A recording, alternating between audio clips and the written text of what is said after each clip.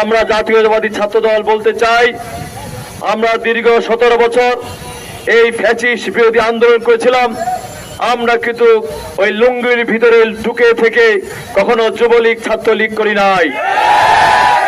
আমরা সরাসরি এই পঞ্চগড়ের রাজপথে আমরা যখন মিছিল করেছিলাম, স্লোগান দিয়েছিলাম, মাইর খেয়েছিলাম, মামলা খেয়েছিলাম, তখন কিন্তু আমরা কাউকে খুঁজে পাই নাই।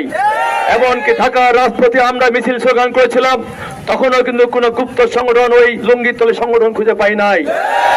আজকে আপনারা মনে করছেন আমাদের শীর্ষ নেতৃবৃন্দ নেমে কুরুচিমূলক মন্তব্য, স্লোগান।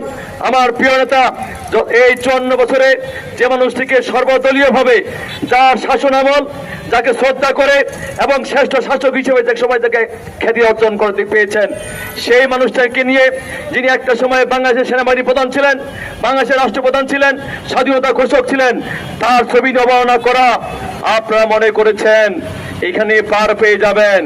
জাতীয়তাবাদী ছাত্র দলের একটা নেতা করে বেঁচে থাকা অবস্থায় আমরা খুঁজে খুঁজে বাই করব কোন কুলাঙ্গার এরকম সাহস পেয়ে